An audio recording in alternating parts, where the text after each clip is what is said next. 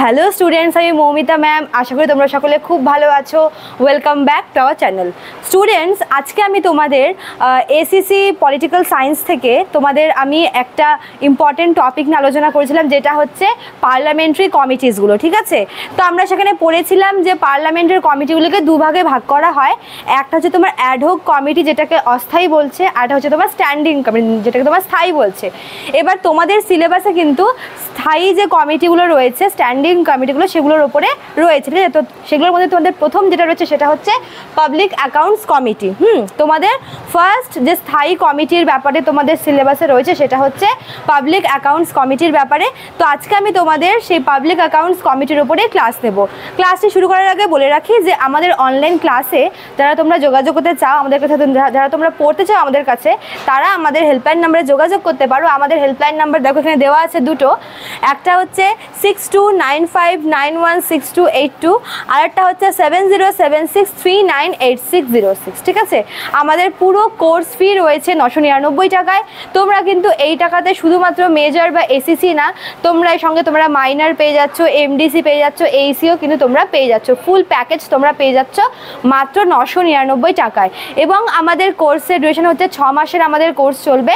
4 মাস কিন্তু অলরেডি চলছে এবং তোমাদের কিন্তু মাত্র 2 মাসের মতো বাকি আছে এক্সামে। তো তোমরা দেরি না করে ঝটপট আমাদের হেল্পলাইন নাম্বারে যোগাযোগ করে যুক্ত হয়ে যাও। ঠিক আছে, দেখো তো পাবলিক অ্যাকাউন্টস কমিটি, যেটা তোমাদেরকে বললাম যে আজকে পাবলিক অ্যাকাউন্টস কমিটির উপরে ক্লাস নেব। তো এর পাবলিক অ্যাকাউন্টস কমিটি হচ্ছে একটি খুবই ইম্পর্টেন্ট একটা পার্লামেন্টারি কমিটি, স্ট্যান্ডিং কমিটি। তো দেখো এর ব্যাপারে যেগুলো আমাদের জানতে হবে সেগুলো তোমাদের এখানে আমি লিখে দিচ্ছি। তো তোমাদের এক এক করে পয়েন্ট টু পয়েন্ট পড়াচ্ছি। ঠিক আছে, দেখো সবার ফার্স্টে কি বলেছে, এটি পার্লামেন্টের স্থায়ী কক্ষ। যেটা শুরুতেই বললাম যে পার্লামেন্টে যতগুলি স্থায়ী কক্ষ রয়েছে তার মধ্যে হচ্ছে পাবলিক অ্যাকাউন্টস কমিটি হচ্ছে সবথেকে গুরুত্বপূর্ণ একটি কমিটি। ঠিক আছে, তো এটি হচ্ছে পার্লামেন্টের স্থায়ী কমিটি, যেটিকে ভাঙা যায় না। ঠিক আছে, দেখো অস্থায়ী যে কমিটিগুলো হয় সেগুলো কিন্তু বিশেষ উদ্দেশ্য নিয়ে তৈরি হয় এবং উদ্দেশ্যটা হয়ে উদ্দেশ্য অর্জন হয়ে গেলেই কিন্তু বা যেই মোটিভ নিয়ে তৈরি হয় সেটা একবার কমপ্লিট হলেই কিন্তু সেই কক্ষকে তার কোনো আর কি এক্সিস্টেন্স থাকে না। কিন্তু স্থায়ী কক্ষ কিন্তু এটা পার্লামেন্টের হচ্ছে যাকে বলে থেকেই যায় এবং এই কক্ষটা স্থায়ী কক্ষ বলছি, সরি, এটি স্থায়ী কমিটি পার্লামেন্টের।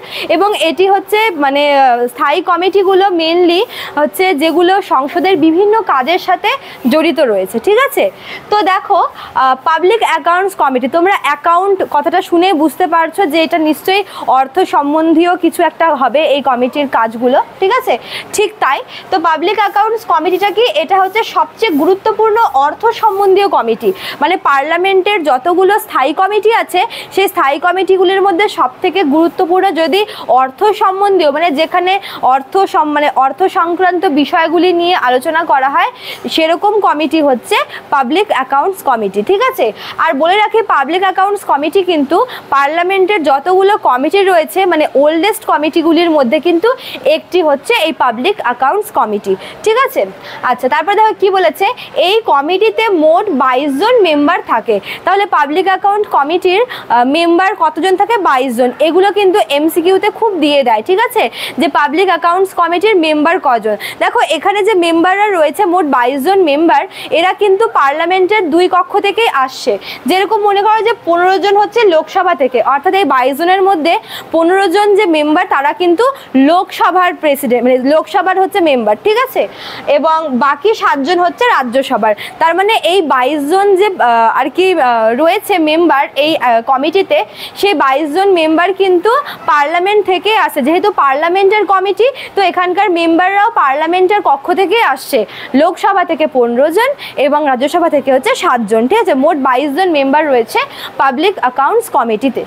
আচ্ছা, তারপর দেখো কি বলেছে, আইস অ্যান্ড ইয়ার্স অফ সিএনএজি ক্যাগ যেটাকে বলে। ঠিক আছে, তো ক্যাগ যে রয়েছে, দেখো ক্যাগ হচ্ছে কি আমাদের দেশের ক্যাগের হাতেই কিন্তু সব হিসাব রক্ষক বলা হয় ক্যাগকে। ঠিক আছে, দেশের হিসাব রক্ষক বলা হয় ক্যাগকে। তো এই কমিটিকে বলা হচ্ছে আইস অ্যান্ড ইয়ার্স অফ ক্যাগের চোখ এবং কান বলা হয় এই কমিটিকে। তারপরে নিশ্চয়ই ক্যাগের সাথে এর একটা সম্পর্ক আছে, অর্থাৎ দেখো ক্যাগও হচ্ছে হিসাব নিকেশ করে, মানে ক্যাগের কাজও কিন্তু সেই অর্থ নিয়ে এবং এই কমিটির কাজও কিন্তু অর্থ নিয়েই, ঠিক আছে। তো এই দুটোর মধ্যে কিন্তু আমরা একটা রিলেশন পাই, একটা কিন্তু সম্পর্ক পাই, সেটা আমরা পরে পড়ছি, ঠিক আছে। কেন হচ্ছে পাবলিক অ্যাকাউন্টস কমিটিকে ক্যাগের আইস অ্যান্ড ইয়ার্স বলা হচ্ছে। আচ্ছা, তো আর একবার দেখি যে মেম্বারদের ব্যাপারটা, ঠিক আছে। তো আমরা তো পড়লামই যে মেম্বাররা পার্লামেন্ট থেকে আসে, পার্লামেন্টের 2 হাউস থেকেই আসছে, লোকসভা থেকে বেশি আসছে, তুলনামূলকভাবে রাজ্যসভা থেকে কম আসছে, ঠিক আছে। তো এই যে মেম্বাররা, এরা কিন্তু মন্ত্রিসভার মেম্বার হবে না। আমরা জানি যে লোকসভার মানে কোনো এমপি কিন্তু মন্ত্রীও, কেন্দ্রীয় মন্ত্রীও, কিন্তু এই যে পাবলিক অ্যাকাউন্টস কমিটি, এই কমিটিতে যে মেম্বারদেরকে রাখা হয়েছে বা এখানকার যে মেম্বাররা রয়েছে, এরা কিন্তু পার্লামেন্টের মেম্বার হলেও এরা মন্ত্রিসভার কিন্তু মেম্বার হবে না। অর্থাৎ মন্ত্রিসভার মেম্বার নয় এমন সদস্যদের কিন্তু পার্লামেন্টের মেম্বারদেরকে কিন্তু এই পাবলিক অ্যাকাউন্টস কমিটির আর কি সদস্য হিসেবে নিয়োগ করা হয়ে থাকে। এবং এদেরকে যে নিয়োগ করা হয়, এদেরও কিন্তু ভোটিং হয়, ঠিক আছে। তো এই ভোটটা কেমন? একক হস্তান্তরযোগ্য ভোট। এদের যে ভোটটা হচ্ছে সেটা কিন্তু হচ্ছে একক হস্তান্তরযোগ্য এবং গোপন ব্যালটের মাধ্যমে কিন্তু এদের ভোটটা হচ্ছে। অর্থাৎ পার্লামেন্টের 2 হাউস থেকে যে মেম্বারদেরকে নেওয়া হবে পাবলিক অ্যাকাউন্টস কমিটির মেম্বার হিসেবে, একটা কিন্তু ভোটিং হচ্ছে, ঠিক আছে। এবং এই ভোটে আর কি ভোটটা কীরকম হচ্ছে? একক হস্তান্তরযোগ্য ভোট হচ্ছে এবং এই ভোটের মাধ্যমেই কিন্তু পাবলিক অ্যাকাউন্টস কমিটির মেম্বার কারা হবে সেটা হচ্ছে নির্বাচন করা হয়ে থাকে। আচ্ছা, এবার দেখো এই যে কমিটিটা রয়েছে, এই কমিটি কিন্তু মানে বলতে পারো যে স্বতন্ত্র নয়। অর্থাৎ এই কমিটি কি করছে?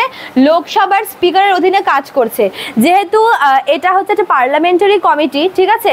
তো পার্লামেন্টের মধ্যে আমরা জানি যে রাজ্যসভা আপার হাউস হলেও লোকসভার ক্ষমতা কিন্তু একটু হলেও বেশি রাজ্যসভার তুলনায়। তো এই জন্য এই কমিটিটা কি করছে?